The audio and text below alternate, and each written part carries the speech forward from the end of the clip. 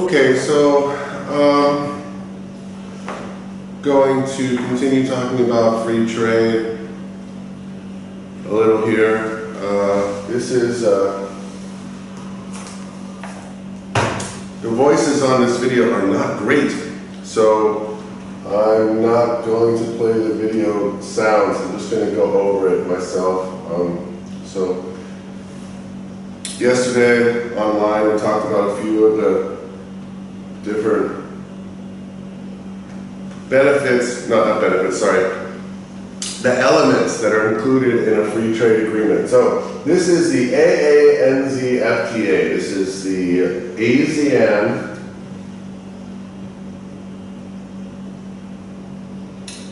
New Zealand and Australia free trade agreement. And this is including certain elements. So let's look at them. So first one, extensive tariff reduction and elimination of commitments.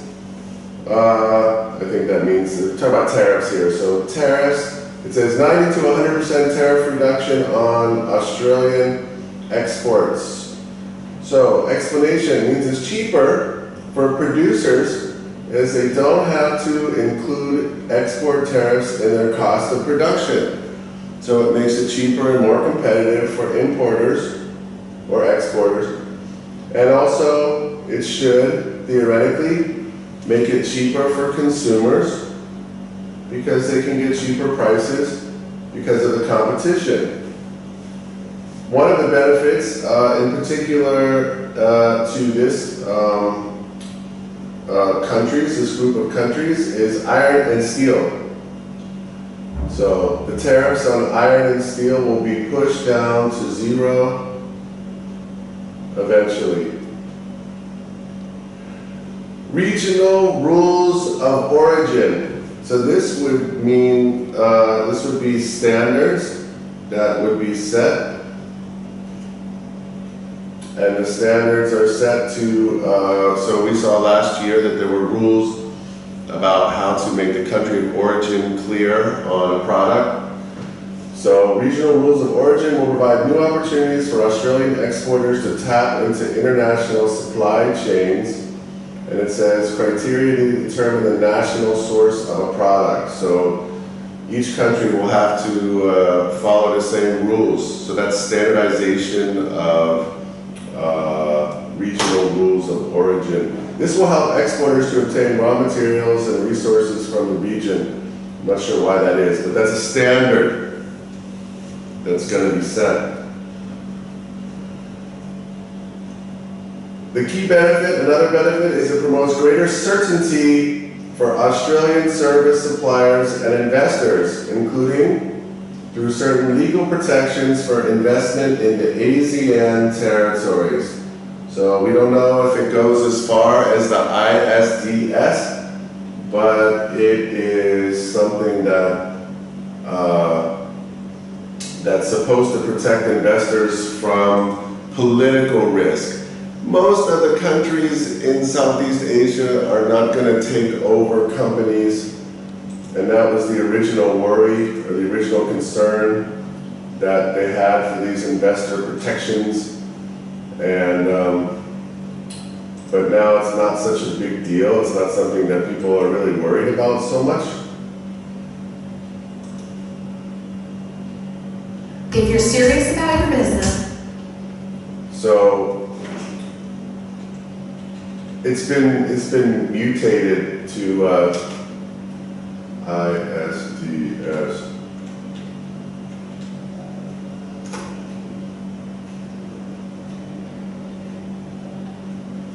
So the ISDS is a big part of a lot of multilateral trade agreements now. This one is going to talk about it for 3 minutes. ISDS. Right now, big banking, software, pharmaceutical.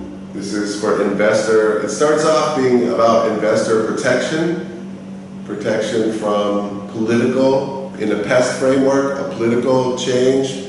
It shouldn't be about economic. So political means that originally change of governments, but now they're talking about change of laws. So for example, environmental law or increase in the minimum wage. So those kind of changes in law will affect the costs of companies who are operating in a developing country. So this is supposed to protect investors from those laws that are supposed to help the people. So there's other things involved. So here is, pay attention to the ISDS. And tobacco corporations are lobbying governments from 12 countries to negotiate the dirtiest deal you've never heard of. Big banking, software, pharmaceutical and tobacco corporations are lobbying governments from 12 countries to negotiate the dirtiest deal you've never heard of. There's a reason you haven't heard of the TPP or Trans-Pacific Partnership. There are some major corporations and government officials that don't want you to know what's in the deal. For one, our food safety standards, environmental protections, and local labour laws could all be threatened under the TPP. We could all be forced to pay significantly more for the medicines we need. And you could be fined or even sent to jail for downloading copyrighted content on the internet. How will they know if you do it? Because your internet service providers could be required to watch your online activity. But that's not even the scariest part. The TPP could give corporations the power to sue our government in secret foreign tribunals over any law or regulation they claim affects their expected future profits. Don't believe it? It's already happening. Because of an investment agreement between Hong Kong and Australia, Philip Morris Tobacco Company is currently suing the Australian government for billions of dollars over its plain packaging legislation. If Australia signs on to the TPP, examples like this could become commonplace, as it may allow foreign corporations around the world to sue the government over a change to any law, including laws that provide cheap access to medicines or protect farmland from coal seam gas mining. This not only undermines our sovereignty, it also exposes taxpayer dollars to expensive lawsuits. Thankfully, not everyone is willing to sign on the dotted line just yet. In fact, most government officials still have no idea what we're even signing on to, for good reason.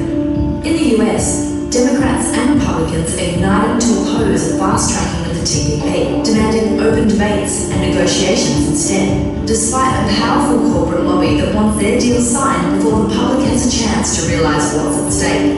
It's our job to make sure our elected officials unite in the same way by standing up to overseas corporate interests and looking out for what's best for Australians. Here's the deal. Without a strong public outcry, politicians will only hear the concerns of multinational corporations.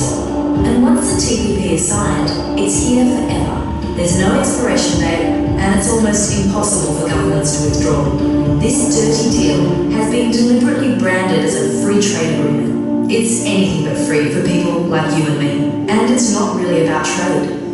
It could cost us our internet freedom, labour rights, access to affordable medicine, the safety of our food, and protections that keep our water and air clean. Nobody wants to be stuck with a backroom deal we don't want and never voted for. Find out more, speak up, and spread the word.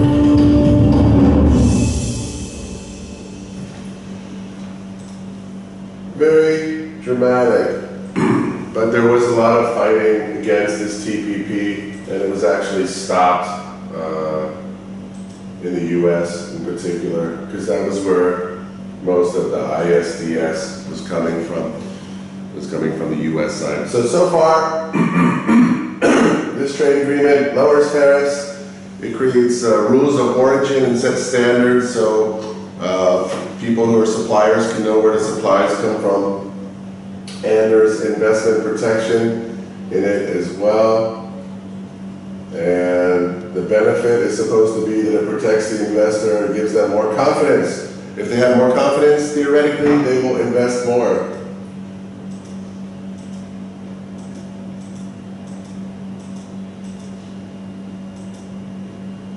Okay, so next. So all tariffs and quantitative import or export restrictions on trading goods originating in the area will be prohibited.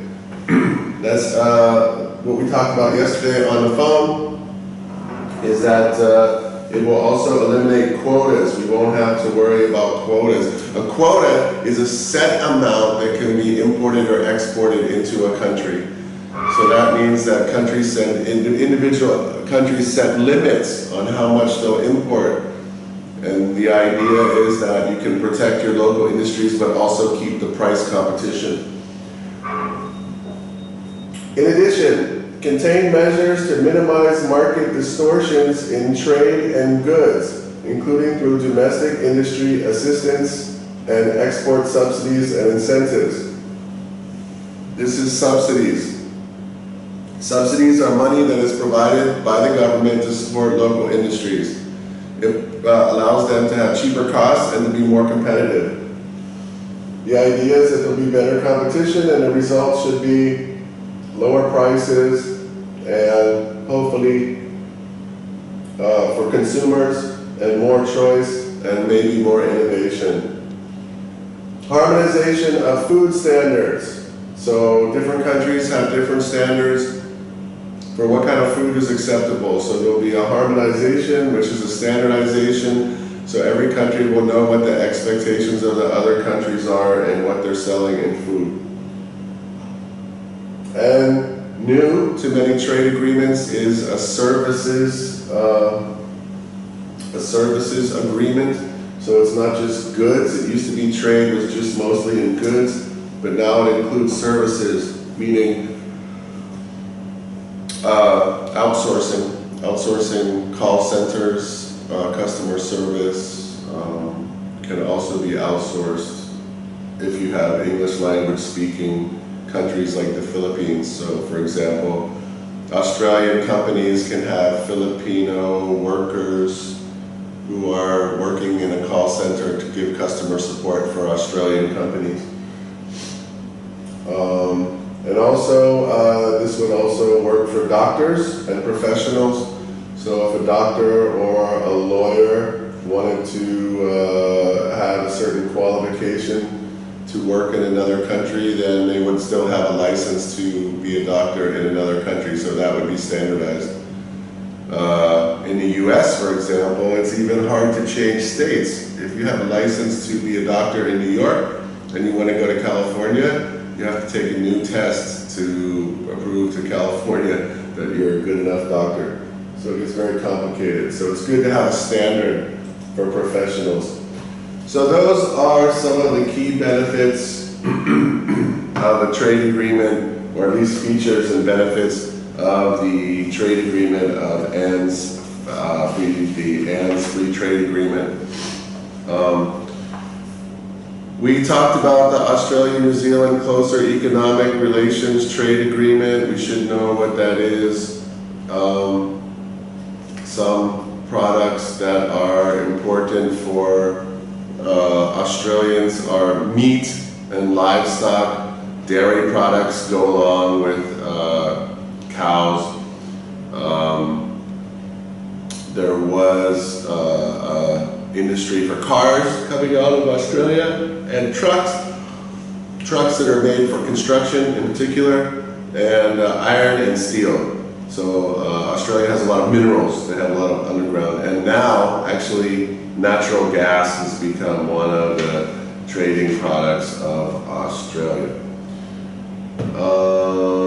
So just know a few of the products that Australia wants to trade. They have wine. They have a lot of wine products. They have some agricultural products,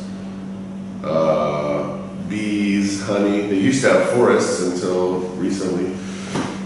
So just know some of the products, so even if you get a question on the exam and it asks you about the AANZ Free Trade Agreement and you don't really know exactly about that, you can know the products that Australia trades, you can know what are the features of a free trade agreement and still answer the question, even if you don't know the specific things about the New Zealand trade agreement. The idea is to lower tariffs. Let's be clear about tariffs and taxes for those people who were not listening yesterday. The difference in terms of helping businesses to move overseas, taxes are what governments set in order to tax profits that companies make in their country. So what that means is the incentive that governments give, excuse me, that governments give to get a foreign company to come to their country is low or almost zero taxes. So if you tell a company they come here and they make profit, they can just take it away, then of course they might want to come. So that's taxes. Tariffs are strictly on import and export goods. They're a tax. They're kind of a tax, so it can be a little bit confusing. So one is a taxation on profits, which is an incentive by governments for businesses to come to a country, and the other one is a tariff, which is to protect local industry usually, and it's a tax on imports. So be clear about the incentive of taxes, profit taxes, and the free trade agreement lowering of tariffs. So tariffs and taxes are different. Okay, I want to show one example here of a free trade agreement. There was a free trade agreement called NAFTA. NAFTA was a free trade agreement that would have been similar to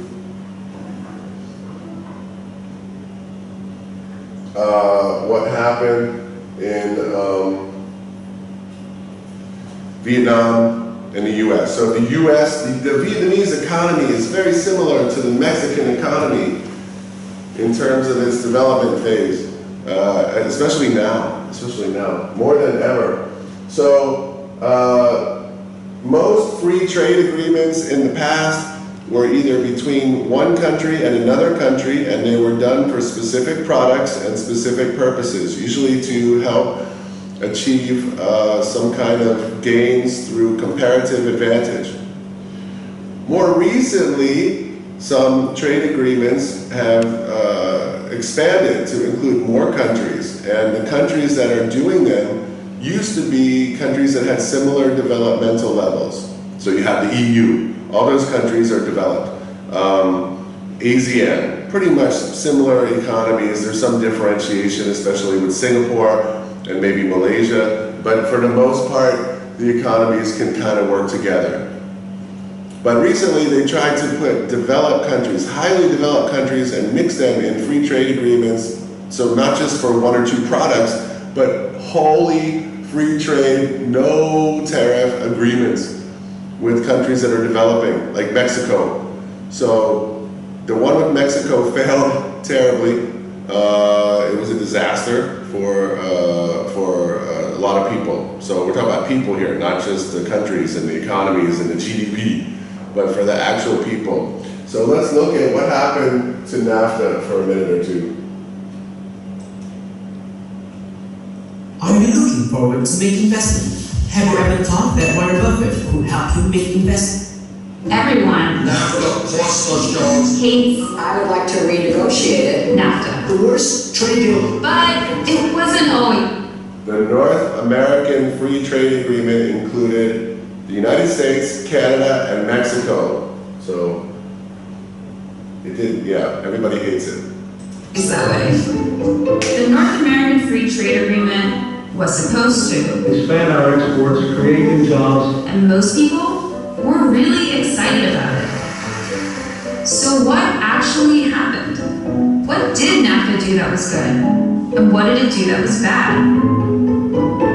To understand that, you have to understand America's relationship with avocados and shoes.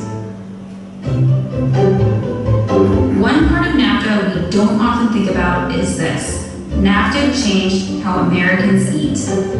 One of the most successful Mexican imports to the US is avocados. Avocado consumption in the United States has exploded, going from 1 pound per person to 7 over the course of 20 years. That's Ports avocado expert David Yanofsky. U.S. production has been flat, but Mexican production has been through the roof. Before NAFTA, Americans didn't eat a lot of avocados. They only had access to them from California and Florida, and only seasonally.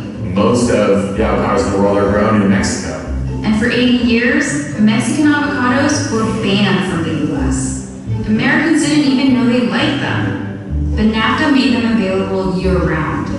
And it turns out, Americans love avocados. it has become a much more broadly popular food. And that has actually created more avocado demand, which has meant good business for US growers too. When it came to avocados, NAFTA was a win-win. It created this whole new staple of the American diet, and it built up this huge part of the Mexican economy. And avocados are just one example of this.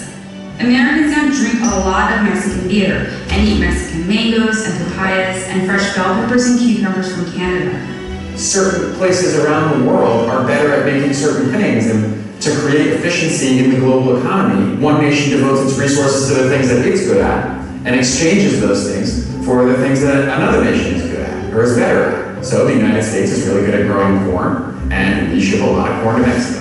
In turn, the United States buys a lot of avocados in the other country. And often, that arrangement works out really well. But what if there's something that two countries are equally good at making, and the only difference is that one country has cheaper labor? Historically, trade deals have been between high-income countries. Dan Koff is our economics reporter. The amount of low-skilled and high-skilled labor in those countries are relatively similar, and so it's not going to have necessarily a dramatic effect on the composition of labor. But around the time when NAFTA was signed, that balance between the US and Mexico was off. Mexican labor is cheaper. But before NAFTA, that really didn't matter. By the time a Mexican product made it across the border, it'd be slapped with. So that's the same thing that was happening with Vietnamese products, right? You have a lot of tariffs to sell to the US, so it's not competing against US products. The tax. So Mexican manufacturers were never really a threat. And certain industries in the US were heavily protected by taxes. Like, for example, shoe manufacturers at that time had something like 15 to 17% tariffs on their product. So, that made it 17% more expensive to get the product from Mexico. As a result of NAFTA, those tariffs went down all the way to zero over 10 years. And that meant that it was much less appealing to do manufacturing of that good in the United States. And those jobs basically disappeared. And that's the story we're familiar with by now. Cheaper Mexican labor means that jobs go to Mexico. But changes like that affected more than just the manufacturing jobs. It was not only the people who worked in the factories that lost their jobs, but even the people surrounding them. So if you worked in a coffee shop, or if you worked in a department store in a town that relied on that shoe manufacturer, you would also lose your job. That's how an entire shoe manufacturing town can be devastated by NAFTA. But 100 miles away from the town, you might have no idea. And that is emblematic of how Americans experience NAFTA's pros and cons. The pros were spread around, a little bit of benefit to a lot of people. Whether you're in Texas, or you're in Washington State, or Massachusetts, you can now get shoes cheaper as a result of the products that were made in Mexico. You might be able to get avocados year-round. And most Americans probably didn't even notice those changes. Who really thinks about NAFTA every time they pick up an avocado at the grocery store? But the cons of NAFTA were concentrated. For a relatively small group of people, the pain was deep. And it was deepest in the American South. The people who will definitely notice are the people who lose their jobs. And that is the question at the core of NAFTA. On balance, Americans probably saved money because of it. And they got stuff that they wouldn't have had otherwise. And some people lost their jobs. Was it worth it? So, the way to take this video is to look at it from the side. Okay, so this video is made by the American, somebody who's from the point of view of the US, right? This is the point of view of the results of NAFTA for the United States. So lower prices for consumers, which is the argument that everyone makes. And at the same time, there are deep hits in certain industries and lots of job losses. as we know from the circular flow, that $1 lost in an economy is a lot of movement of money. The money will circulate 6 times. So $1 equals $6 of lost economic activity. So even now with the coronavirus, when the economy slows down, the school that I work at, in my IELTS school in the evenings, there's probably 50 teachers there, and on average, they probably lost, let's say, $2,000. So that's $100,000 lost. That $100,000 adds up to about $600,000 of movement in the economy in Ho Chi Minh City. So a lot of businesses that would be getting that money from all the teachers that would be getting paid, but are not getting paid because of the coronavirus, all that money is lost in the economy. So when you start to spread that out, and you have a factory with 1,000 workers, 500 workers, and they lose $50,000 a year each as a salary. So now you're talking about millions and millions of dollars that are lost out of an economy. And that kills a whole town. It doesn't just kill one business, it doesn't just kill one factory, it kills a whole town. And so that's what happened in NAFTA in the US side.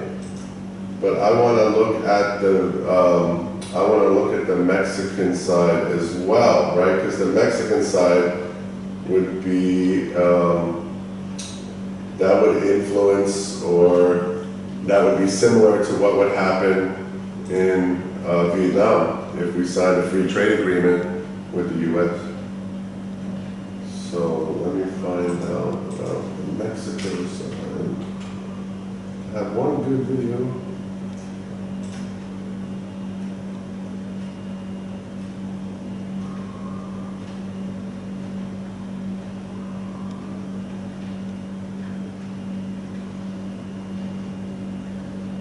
Okay, so we have the effects of NAFTA on the Mexican economy. In this video, I give a brief overview of NAFTA and its effects on the Mexican economy. Because the topic is so large, I will leave a discussion of NAFTA's effects on Mexican manufacturing and agriculture to separate videos. Here we have a graph of Mexican. Sự thấm thâm đi luminous oil, tình chất thiên nhiên, nương yêu làn da. NAFTA, the controversial North American Free Trade Agreement. It wiped out border taxes between Canada, the US, and Mexico almost 25 years ago. In the eyes of President Trump, Mexico was the big winner. And they're killing us at the border, and they're killing us in trade. They're killing us. He's long talked about the US's massive trade deficit with its southern neighbour. But behind the numbers, many Mexicans question what they've really gained. Chief among them are small-scale farmers. With the protected tariffs down, crops from highly subsidised and efficient US farms have flooded in. It really affected us. The corn they bring from the US is really cheap, and so they lower our prices a lot. That's really affected the farmers and our families. We harvest, but we just can't get ahead. NAFTA did increase the flow of international firms to Mexico, taking advantage of the open border to produce high-tech goods for the US using cheap Mexican labour. The auto and aerospace industries in particular are booming. There are more jobs, but most salaries are low. Juan earns less than $1 an hour in one of the many factories in border city Juarez, assembling medical equipment for the US. For comparison's sake, a typical worker doing his job in the US would probably make $10 an hour. So $10 versus $1 per hour. So look at the house, and you know, the guy doesn't have a bathroom really. In some ways it's an opportunity, but it's also exploitation. We can't complain because we have work, but we just have to put up with whatever they pay. The Trump administration is pushing to strengthen NAFTA's requirements for labour and environmental regulations, looking directly at Mexico. Most Mexican economists agree that NAFTA failed to reach its lofty goals, but that it was in some ways a success. It It helped turn parts of this country into production powerhouses, with all the benefits for local communities that brings. It does provide work, even if it's badly paid, and it gives people a chance to get training, health insurance. If the US government decides to put up tariffs, it would put people out of jobs in the main plants, and also along the supply chain. It would be a devastating chain effect. Just don't try telling struggling workers like Juan that they're the big NAFTA winners. John Holman, Al Jazeera, Ciudad Juarez. Okay, so what is happening there is, it used to be, so think about the comparison with Vietnam, it used to be about 70% of the workers in Mexico worked on farms. So farming was a big story there, and after the NAFTA agreement, the competition with US farmers, especially for corn. Corn was the rice of Mexico. And corn was produced in the US as well. But as you heard, if you heard, they talked about subsidies. So even though they had a free trade agreement, maybe it was a mistake of the Mexican government or the trade negotiation team, but for some reason, the US was still able to subsidize. That means to support with money the US farmers. By doing this, they made corn cheaper in the US somehow than in Mexico. So by having cheaper corn in the US, and corn is very important for the Mexican diet, what happened was, what happened at that point was that all of the Mexican farmers pretty much went out of business. What could they do?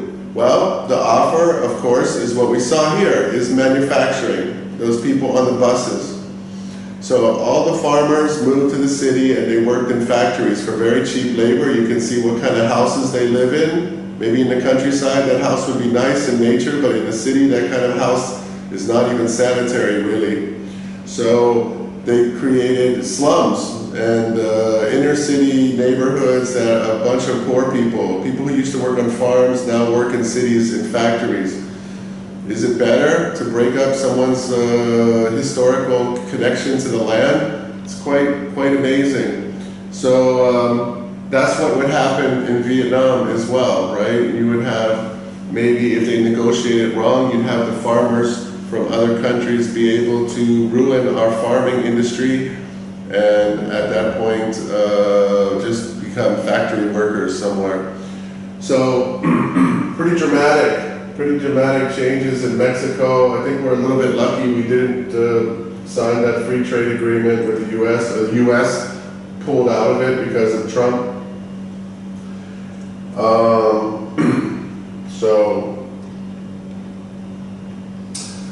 So that's it. I think maybe I will only talk about a couple, one or two more things. Maybe we review the World Trade Organization real quick and then I'll be done.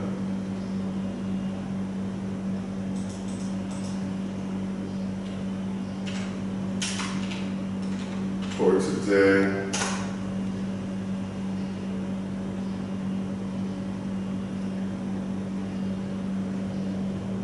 So you should just think about the World Trade Organization in terms of what their goals are and what they try to do.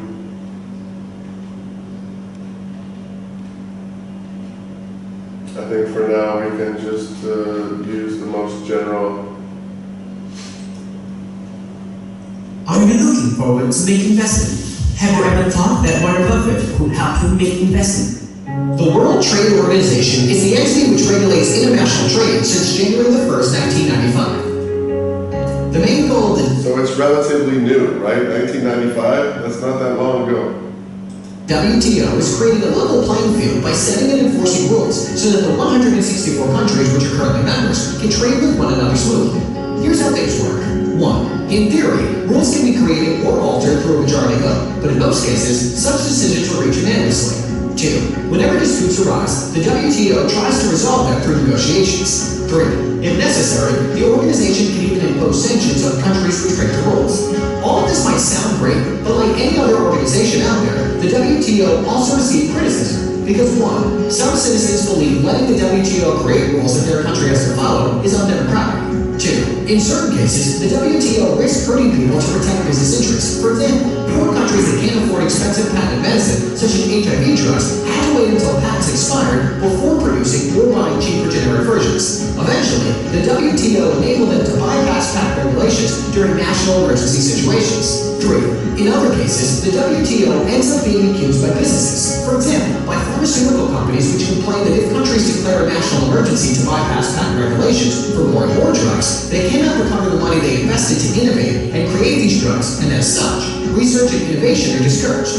As can be seen, the job of the WTO is anything but easy, and therefore, controversy will always surround this organization. The World Trade Organization. So the main points they tried to make is that trying to streamline trade, some clear rules on trade, get agreement, settle disputes, negotiations, and also if there's someone who breaks the rules, kind of be the police for sanctioning. Sanction is the word, S-A-N-C-T-I-O-N. Sanction countries who don't follow the rules. Big problems occur because, as we said before, the biggest problem with international trade is that countries are not big enough to regulate multinational companies. So we have the World Trade Organization making rules, and those rules might not benefit some countries, and the countries don't get a choice in making the rules. And other elements have to do with problems between consumers, for example, people who are trying to get a hold of medicine, and companies that want to maintain high prices and profits by using their IP in one country for all countries. So there's the WTO is in the middle of these kind of negotiations. So just try to know the role of the WTO in general, and that should be enough. I'll put it up online, but I would like you to do the questions between question number 9 and question number 15. I'll put it up 9 and 15, and then we'll go over it on Zoom tomorrow. Okay, so everybody have a great day.